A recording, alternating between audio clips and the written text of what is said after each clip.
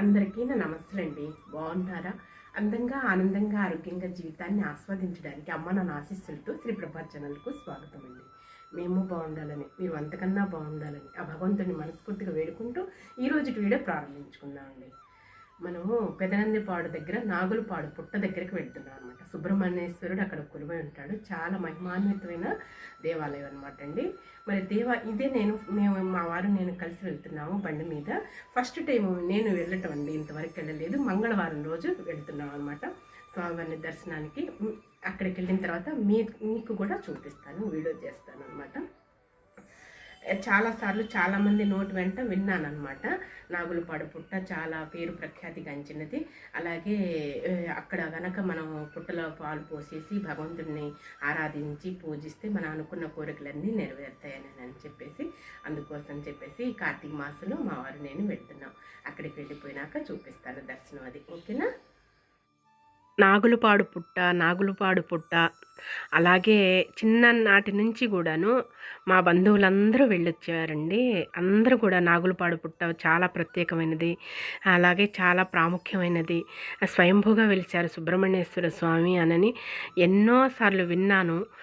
అయితే ఈరోజు వెళ్తున్నాము ఆ స్వామివారి దర్శనానికి. మంగళవారం రోజు స్వామివారికి ఇష్టమైన రోజు కదా, కార్తీక మాసంలో. అందుకోసం గుంటూరు నుంచి 40 కిలోమీటర్ల లోపు ఉంటుందండి. ఉదయాన్నే 10 గంటలకల్లా దర్శనం కూడా చేసుకున్నాను అనమాట. ఒక్కసారి లోపలికి ప్రవేశించగానే ఒక పాజిటివ్ వైబ్రేషన్స్ అనిపించాయండి. మా వారికి నాకు ఎంతో తన్మయత్వం చెందా అనమాట. ఇదిగోండి వచ్చేసేసామన్నమాట. తొలిసారి చూడటం ఆ సుబ్రహ్మణ్యేశ్వరుడి స్వామి దర్శనం, వినాయకుడి స్వామి, అలాగే సుబ్రహ్మణ్యేశ్వర స్వామి, పంచముఖ ఆంజనేయ స్వామి కొలువై ఉంటారనమాట. మరి పూర్వం ఎలా ఉండేదో తెలియదు కానీ ఇప్పుడు మాత్రం చాలా డెవలప్ చేశారనమాట. చాలా బాగున్నదండి. బాగా విశాలంగా ఉన్నది. మరి రూమ్స్ సౌకర్యం ఉన్నది, అలాగే వెసులుబాటు ఉన్నదన్నమాట. మనం పసిపిల్లలకి చెవులు పోగులు గుట్టించుకోవటాలు, పొంగళ్ళు చేసుకోవటాలు, అన్నప్రాసాలు జరగటాలు అలా జరుగుతున్నాయి అన్నమాట. సేమ్ కాకాణి, అమరావతి లాగేనండి, అలాగే ఉన్నది. చాలా విశాలంగా ఉన్నదన్నమాట. చాలా నాకైతే చూడగానే ఆశ్చర్యం వేసిందనమాట. సుబ్రహ్మణ్యేశ్వరుణ్ణి, స్వామి ఇన్ని రోజులకి ఇన్ని సంవత్సరాలకి రప్పించుకున్నావు బంగారు తండ్రి అని చెప్పేసి కళ్ళ వెమ్మటి దారగా గారిపోయాయి అనమాట కన్నీళ్ళు. నేను అనుకున్నానండి, మామూలుగా పుట్ట రూపంలో ఉంటాడేమో సుబ్రహ్మణ్యేశ్వరుడు, ఇక అలాగే పుట్టలో పాలు పోసి అభిషేకాలు చేసుకోవటమే అనుకున్నానండి. అలాగే మోపీదేవి దగ్గర కూడా సుబ్రహ్మణ్యేశ్వరుడికి అలా పాలు పోసే సౌకర్యం అలాగే ఉన్నదనమాట స్వామివారికి. ఆయనకి ఇక విడిగా అలంకరణ చేయటము, అభిషేకాలు చేసుకునే వెసులుబాటు ఉండదండి మోపీదేవి దగ్గర.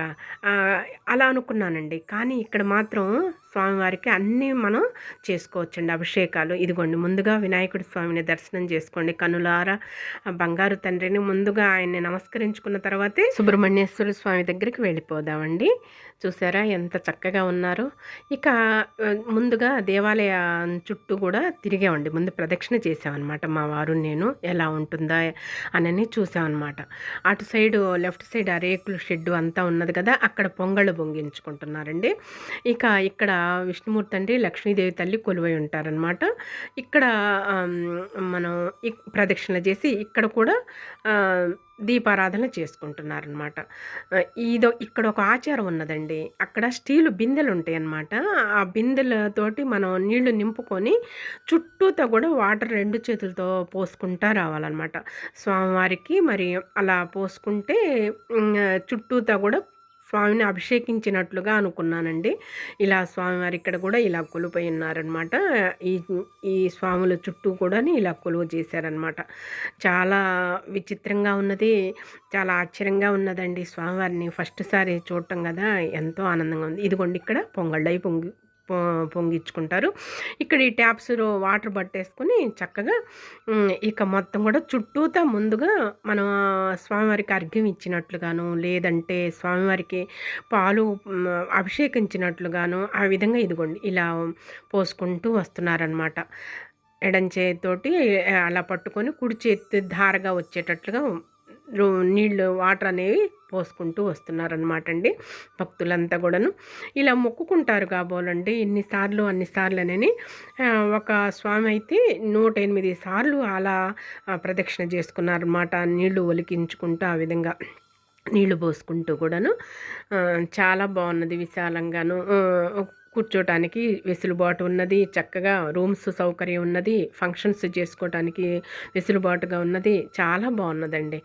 ఇదిగోండి ఇంకా ఇక్కడికి వచ్చిన తర్వాత సుబ్రహ్మణ్యేశ్వరుడు కొలువై ఉంటారనమాట. ఇక్కడ మొత్తం భక్తులంతా కూడా సేద తీర్చుకోవడానికి విశ్రాంతి భవనాలు అనమాట అండి, అలా ఉన్నాయన్నమాట. ఇదిగోండి ఇక్కడ స్వామివారు లోపల ఇలా ఉంటారు. సుబ్రహ్మణ్యేశ్వర స్వామివారు చూసారా, ఒక్కసారిగా ఎంత తన్మయత్వం పొందానో. స్వామివారు ఇక్కడ స్వయంభూగా వెలిసారటండి. కథ అయితే తెలియదు నాకు, మరి స్వామివారు ఎలా వృత్తాంతంగా వెలిసారోనని. చాలా పెద్ద స్వామివారు అనమాట సుబ్రహ్మణ్యేశ్వరుడు, అలా కొలువై ఉంటారు. చుట్టూ కూడాను ఇలా సుబ్రహ్మణ్యేశ్వరులు ఉంటారండి. మనం చక్కగా ముందు ఆవు పాలతోటి, ఆవు పెరుగు, ఆవు నెయ్యితోటి, అలాగే పంచదారతోటి, ఆ విధంగా పంచామృతాలతో అభిషేకించిన తర్వాత విభూతితోటి, గంధము, పసుపు, కుంకాలతోటి, పన్నీర్తో కూడా అభిషేకం చేసుకొని మనం పూజ చేసుకోవచ్చండి. ఇప్పుడు మనం మారుతి నగర దేవాలయంలో కనుక సుబ్రహ్మణ్యేశ్వరుడికి ఎలా అభిషేకించుకుంటామో అలా చేసుకోవచ్చు. ఒక బిందె అయితే చిన్న బెజ్జం ఉన్నదండి, అందుకోసమని అది తీసి ప్రక్కన పెట్టేసేసి వేరే తీసుకున్నాం అనమాట. నిండుగా ఉండాలి మంచి నీళ్ళు అనేవి, సగం సగం కాకుండా నిండుగా బిందె అనేది నిండుగా ఉంచుకొని తీసుకొచ్చుకొని ఇలా నమస్కారం చేసుకొని మన కోరికలు చెప్పుకొని ఆ కోరికలు నెరవేరాలి స్వామి అని చెప్పేసి మనం అనుకొని మనసులో ఇక స్టార్ట్ చేయాలన్నమాట అండి. ఆ నీళ్ళు మొత్తం కూడా చుట్టూ స్వామి చుట్టూ నీళ్లు పోసుకుంటూ వెళ్ళాలన్నమాట. ఇక మా వారు నేను ఈ విధంగా చెరొక బిందెని పట్టుకొని ఈ విధంగా నీళ్లు పోసుకుంటూ వెళ్ళామన్నమాట అండి స్వామివారి చుట్టూ కూడాను. చాలా సంతోషం వేసింది, చాలా ఆనందం వేసింది. ఇంకా ఇక్కడ వచ్చిన తర్వాత చుట్టూ తిరిగి వచ్చిన తర్వాత వారులాగా పోసేసుకొని బిందె బోర్లు వేసేసి స్వామివారికి మనస్ఫూర్తిగా నమస్కరించుకోవాలి. మనం అనుకున్న కోరికలన్నీ నెరవేరాలి స్వామి అని. అందరూ బాగుండాలి, అందులో మనం ఉండాలి, సర్వేజన సుఖనో భవంతు అని నమస్కారం చేసుకున్నానండి. ఇదిగోండి ఇక్కడ వచ్చేసేసి ఇంకా కూర్చొని చక్కగా ఇక దీపారాధన చేసుకున్నాను అనమాట. స్వామివారి ముందు వినాయకుడి స్వామిని చేసుకున్నాను. ఇక తర్వాత ఆయనకు బెల్లం ముక్క పెట్టుకొని తర్వాత సుబ్రహ్మణ్యేశ్వరునికి అభిషేకించుకొని పాలతోటి అలా అభిషేకించుకొని ఆయనకి పసుపు కుంకాలతోటి అలంకరణ చేసుకొని ఇంకా పూలు చేసుకొని బెల్లపు ముక్క ఆయనకి పెట్టుకొని అలంకారం చేసుకున్నానండి. స్వామివారికి ఇలా కొబ్బరికాయ కొట్టుకున్నాను. ఇక దీపారాధన వెలిగించుకున్నానండి. 5 ఒత్తులతోటి పంచ దీపారాధన చేసి వెలిగించుకున్నాను అనమాట ఆవు నెయ్యితోటి. ఇక ప్రతి చోట వెళ్ళిన చోటల్లో ఇలా మనం బియ్యం పిండి తీసుకోలేదండి, పసుపుతోటే పద్మం వేసేసుకున్నాను, కుంకుమ పెట్టేసుకుని. తమలపాకులు మన ఇంట్లో ఉన్నాయి కదా, తమలపాకులు తీసుకొని వెళ్ళాను అనమాట. ఎక్కడికి దేవాలయాలకు వెళ్ళినా మన ఆడవాళ్ళం అంతా అంతే కదండి. 365 ఒత్తులు వెలిగించేవాళ్ళు 365 ఒత్తులు వెలిగించుకుంటున్నారు. విడిగా దీపారాధన చేసుకునేవాళ్ళు ఇలా నాలా దీపారాధన చేసుకుంటున్నారు. భక్తులు బాగానే వచ్చారు. గుంటూరుకి 40 కిలోమీటర్ లోపు ఉంటుంది. పెదనందిపాడులోనే కలిసిపోయి ఉంటుందండి. ప్రత్యేకమైన ఊరు అనుకుంటా, బహుశా నాగులపాడు. ఆ నాగులపాడు అనేది పెదనందిపాడులో కలిసిపోయే ఉంటుందన్నమాట అండి. మా వారి నా యొక్క ఆలోచన ఏంటంటే అండి, మేము ఉదయాన్నే వచ్చేసి ఇక్కడ దర్శనం చేసుకొని స్వామివారికి అభిషేకాలు పూజలు అన్నీ చేసుకున్న తర్వాత దీపారాధన వెలిగించుకున్న తర్వాత ఇక్కడి నుంచి బాపట్ల వెళ్ళిపోదాము, బాపట్లలో సముద్ర స్నానం చేసేసుకొని ఇక వచ్చేసేద్దాము అని అనుకున్నామండి. అదేనండి సూర్యలంక అండి. సూర్యలంకలో సముద్ర స్నానం చేసుకొని వచ్చేద్దాం అనుకున్నాము. కానీ ఉదయాన్నే వాతావరణం క్లైమేట్ అయితే చాలా కూల్గా ఉన్నది, మబ్బులు పట్టు ఉన్నాయండి. న్యూస్లోనేమో మరలా తుఫాను అంటున్నారు. ఇక ఒకవేళ సముద్ర దాకా వెళ్ళిన తర్వాత అక్కడ స్నానాలది కార్యక్రమాలు చేయనీయకుండా ఉంటారేమో, అడ్డగిస్తారేమో, పోలీసు సిబ్బంది ఉంటారేమో అని చెప్పేసి ఇక వెనకంజ వేసామన్నమాట. ఇక ఇక్కడ వరకే ఆగిపోయామండి. స్వామివారికి దగ్గరికి వచ్చేసి పూజలు అవి చేసేసుకొని ఇంకా ఆగిపోయాను. మా వారు అంటున్నారు కార్తీక మాసం ప్రారంభం నుంచి అంటున్నారు అనమాట, సముద్ర స్నానానికి వెళ్దాం, సూర్యలంకకు వెళ్దాం అనుకున్నాము. ఇక తుఫాను కారణంగా ఉదయాన్నే క్లైమేట్ని చూసేసి ఇంకా ఇక్కడ వరకు వచ్చేసి స్వామివారిని దర్శనం చేసుకొని పూజలు అవి చేసేసుకున్నామండి. చూసారా, ఇంకా పద్మం అయితే వేసేసుకొని స్వామివారిని చేసుకుంటున్నాను అనమాట. బంగారు కొండని బుజ్జినాయన్ని బొజ్జినాయన్ని వరాల స్వామి కుప్పాస్వాములు బంగారు కొండని తయారు చేసుకోవాలి కదా పసుపు ముద్దతోటి. పార్వతీదేవి తల్లి అలాగే పసుపు ముద్దతో తయారు చేసుకొని చక్కగా చేసుకుంది కదా కుమారుడిని, బంగారు కొండని. అలాగే మనం కూడా ముందుగా స్వామివారిని పసుపుతోటి చక్కగా తయారు చేసుకోవాలన్నమాట. ఆ స్వామివారికి శుక్లాంబరధరం విష్ణుం శశివర్ణం చతుర్భుజం ప్రసన్నవదనం ధ్యాయ సర్వ విఘ్నోపశాంతయ గజానన్ పద్మార్కం గజానన్ మహర్షం అనేకదంతం భక్తానేకదంతం ఉపాస్మహే అని చెప్పేసి ముందు నమస్కరించుకుని ఒక బెల్లపు ముక్క పెట్టుకున్నామంటే ఎంతో సంతోషిస్తాడు. స్వామికి బెల్లం అంటే ఎంతో ప్రీతి కదా. చక్కగా బంగారు కొండని బాగా గుండ్రంగా చక్కగా తయారు చేసుకుంటానండి. బుజ్జినాయన్ని బొజ్జినాయన్ని. ఈ కార్తీక మాసంలో దేవాలయాలన్నీ కూడాను తనివి తీరా మనస్ఫూర్తిగా భక్తి శ్రద్ధలతో వెళ్ళాము, తీర్థయాత్రలకి దర్శనం చేసుకున్నాము అని అనుకుంటున్నానండి. కార్తీక మాసంలో మా వారు నేను చక్కగా తీర్థయాత్రలకు వెళ్ళి బాగా దర్శనం చేసుకున్నాము. అలాగే పూజలు అభిషేకాలు చేసుకున్నామండి. ఇక ప్రతి మంగళవారం ఇక్కడ మారుతీనగర్ ఆంజనేయ స్వామి దేవాలయంలో అభిషేకాలు అవి చేసుకుంటాం కదా. సోమవారాలు నెలంతా కూడా ఇక్కడ ఇచ్చుకున్నాం అనమాట, సమర్పించుకున్నాము. కార్తీక మాసం అంతా కూడాను ఇక వారే చెప్పేస్తారనమాట, మనకి గోత్రనామాలన్నీ కూడా చెప్పేసేస్తారు. మేము వెళ్ళి నిల్చుంటేనే వెంటనే గోత్రనామాలు చదివేస్తారండి ఆంజనేయ స్వామి పంతులు గారు. అంటే గత 30 సంవత్సరాల నుంచి పరిచయం అనమాట బాగా మాకు. ఆళ్ళ పిల్లలు మా పిల్లలు ఒక చోటే చదువుకున్నారు. ఇక అలా పరిచయం. ఆయన ధూళిపాళ సీతారామ శాస్త్రి గారు ఉన్న దగ్గర నుంచి కూడా ఫస్ట్ వచ్చిన దగ్గర నుంచి ఆయనే ఉండిపోయారండి ఆంజనేయ స్వామి పంతులు గారు. అటు శివాలయంలో పంతులు గారు మాత్రం మారిపోయారు, కానీ ఇక్కడ మాత్రం ఆయనే ఉన్నారనమాట. ఇదిగోండి ఇంకా ఇవి ఉన్నాయి కదా, శంకు పూలతోటి అలంకరించుకొని ఈ విధంగా ముందుగా చేసుకున్నాను అనమాట. ఇంకా అందరూ కూడా ఆ విధంగా చుట్టూతా కూడా వెలిగించుకుంటూ ఉన్నారనమాట కూర్చొని. కొంచెం కూడా లేదండి, ఖాళీ లేదు అనమాట, గ్యాప్ లేదు. మనం అవి తీసేవాళ్ళు కూడా లేరండి, ఊడ్చేవాళ్ళు కూడా లేరు. అవన్నీ సర్దుకొని నేనే చక్కగా కూర్చొని చేసుకున్నాను అనమాట అండి. ఎప్పుడెప్పుడు తీసేవాళ్ళు కూడా లేరనమాట. అవన్నీ కూడా ప్రక్కగా సర్దుకొని తీసుకోవాలి. ఒక్కొక్కళ్ళు ట్రాక్టర్లు వేసుకొని, టాటా మ్యాజిక్లు వేసుకొని, అలాగే బస్సులకు వచ్చేవాళ్ళు భక్తులు బాగానే వచ్చారండి. ఇంకా చాలా సంతోషంగా కోలాహలంగా ఉన్నదనమాట, ఆనందంగా ఉన్నది. చక్కగా దర్శనం చేసుకున్నాము. 5 ఒత్తులతోటి దీపారాధన చేసుకున్నానండి. దీపం జ్యోతి పరబ్రహ్మ స్వరూపం అంటాం కదా, చూసారా చక్కగా దీపకాంతిలో లక్ష్మీదేవి తల్లి కొలువై ఉంటుంది. ఇంట్లో దీపం వెలిగించుకోవటం ఉదయం సాయంకాలం దీపారాధనలతోటి మన ఇల్లంతా కూడాను, దేవాలయాలన్నీ కూడాను, దేవతామూర్తులంతా కూడా ఈ కార్తీక మాసంలో శివకేశవుల భేదం లేకుండా, హరిహరు భేదం లేకుండా తీర్థయాత్రలకు వెళ్ళటం, పూజలు చేసుకోవటం జరుగుతూ ఉంటుంది కదండి. యజ్ఞాలు, వ్రతాలు, నోములు, అనేక రకాల పూజలతోటి స్వాములు, అయ్యప్ప స్వాముల దీక్ష, శివ దీక్ష, భవానీమాలలు వేసుకున్న వాళ్ళు చాలా రకాలుగా స్వామివారిని దర్శనం చేసుకొని సేవిస్తున్నారు, అభిషేకిస్తున్నారు, పూజిస్తున్నారు కదండి. ఇదిగోండి స్వామివారికి చక్కగా ఒక స్వామివారిని ఎంచుకొని స్వామివారికి ముందుగా మంచినీళ్ళతోటి చక్కగా అభిషేకించుకొని, తర్వాత పాలతోటి మా వారు నేను అభిషేకించుకున్నామండి. తర్వాత ఇక మళ్ళా గంగాజలంగా భావించి అభిషేకం చేసేసుకుని ఇంకా స్వామివారిని చక్కగా తుడిచి ఇంకా పసుపు కుంకుమలతోటి అలంకరించుకొని పూజ చేసుకున్నానండి. మామూలుగా మనకి తెలియదు కాబట్టి ఇలా నేను ఆవు పాల ప్యాకెట్ ఒక్కటే తెచ్చుకున్నాను. ఇక ఈసారి వచ్చినప్పుడు మాత్రం పంచామృతాలు, ఆవు పాలు, ఆవు పెరుగు, ఆవు నెయ్యి, పంచదార, తేనె తోటి ముందుగా చేసుకున్న తర్వాత పసుపు కుంకుమ గంధము పన్నీరుతోటి కొబ్బరి నీళ్ళతోటి అభిషేకం చేసుకొని చక్కగా మనం అలంకరణ చేసుకోవచ్చు అనమాట. ఇంకా ఈసారి నుంచి అలా చేయొచ్చు అనుకున్నానండి. చాలా బాగా సంతోషం వేసింది స్వామివారిని అలా చక్కగా చూస్తుంటే. గాయత్రికి సుబ్రహ్మణ్యేశ్వరుడు అంటే చాలా ఇష్టం అండి. మోపీదేవి సుబ్రహ్మణ్యేశ్వరుడు అంటే చెప్తే సారి ఆమెకు కళ్ళ నీళ్ళు వచ్చేస్తాయి అనమాట. ఈ రామయ్య తండ్రికి చెప్పనవసరం లేదు, వినాయకుడు స్వామి అంటే చాలా ఇష్టం అనమాట అండి. గాయత్రి తల్లికి సుబ్రహ్మణ్యేశ్వరుడు పుట్టాలి, వినాయకుడు స్వామి రామయ్య తండ్రికి పుట్టాలి అని నమస్కారం చేసుకున్నానండి.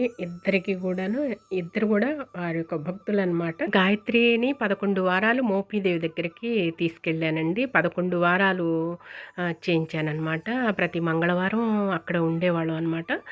అక్కడ ఒక రైత్రి ఉండేసి అభిషేకం తెల్లారి ఉదయాన్నే అభిషేకం చేసుకొని వచ్చేవాళ్ళం అనమాట. గాయత్రిని అలా 11 వారాలు తిరిగిన తర్వాత అప్పుడు కళ్యాణం జరిగిందండి. సుబ్రహ్మణ్యేశ్వరుడు కరుణించాడు. ఇక వివాహం జరిగిన తర్వాత సుబ్రహ్మణ్యేశ్వర స్వామి కళ్యాణం జరిపించామండి మోపీదేవిలో. గాయత్రి ఇక్కడే ఉండింది. ఇక బాబు వెళ్ళిపోయాడు అనమాట. తర్వాత తన భర్తగా భావించి టవల్ వేసేసుకొని తీసుకొని కళ్యాణం జరిపించారు పంతులు గారు. గాయత్రి చక్కగా పూజ చేసుకుందండి. చాలా చక్కగా కళ్యాణం జరిగిందనమాట. ఇక అప్పటినుంచి కూడా స్వామివారి అంటే కళ్ళమ్మట నీళ్ళు వెంటనే వచ్చేసేస్తాయనమాట.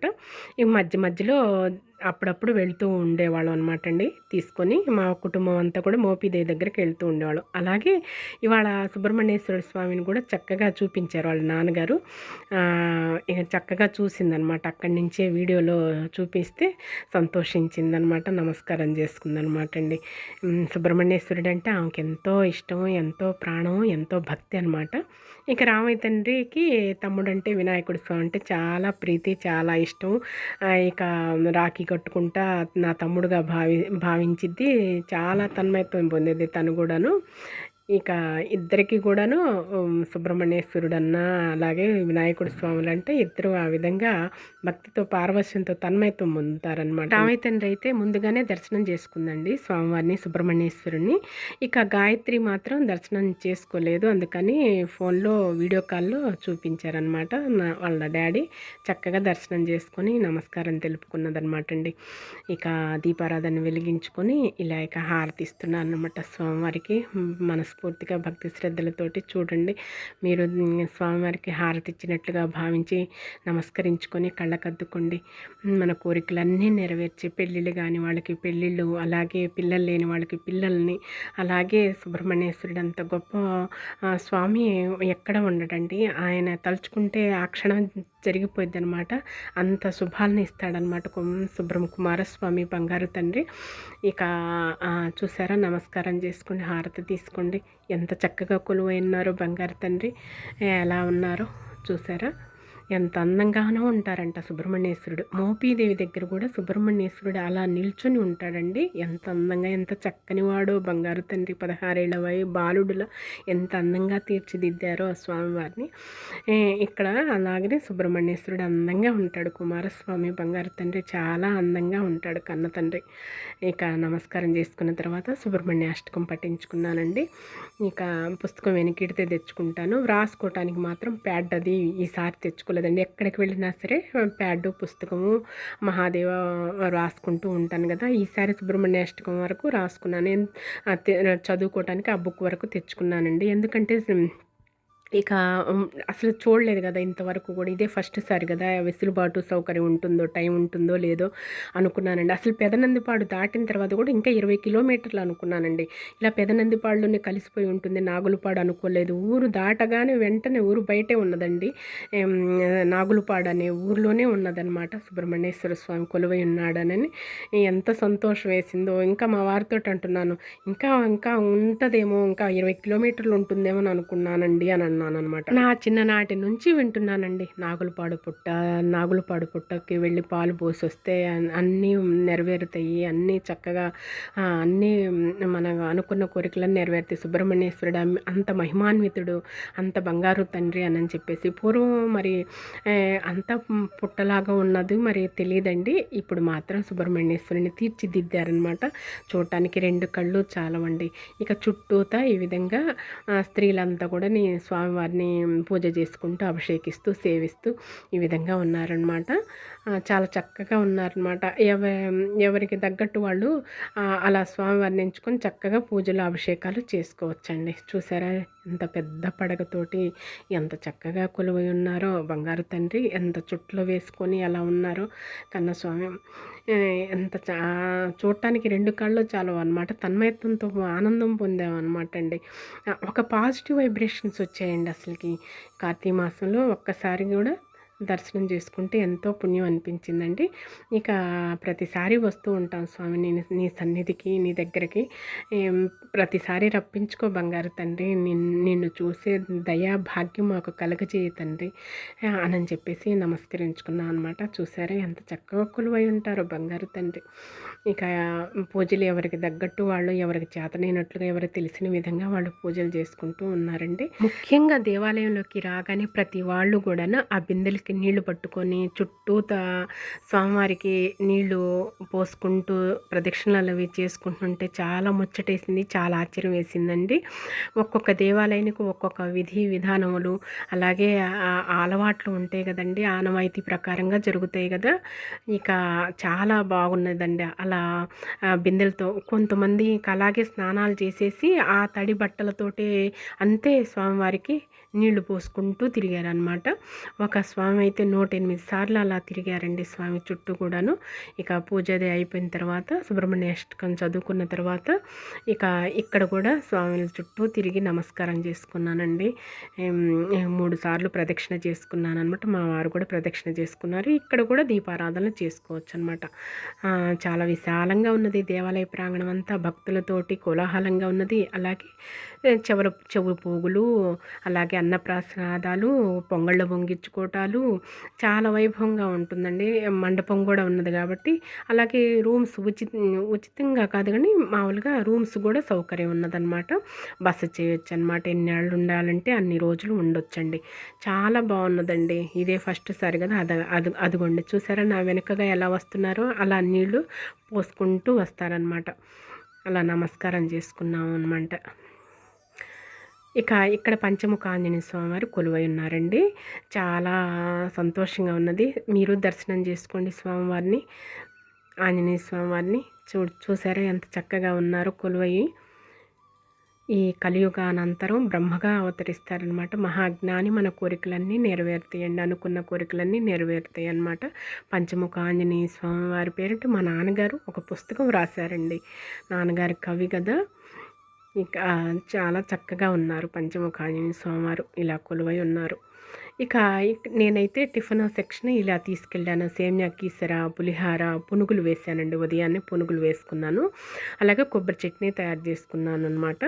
ఇంకా ఇవి తీసుకెళ్ళాను అనమాట. టిఫిన్ సెక్షన్ అనమాట. 2 ప్లేట్స్ వేసుకొని బాటిల్ పట్టేసుకొని వెళ్ళాను అనమాట.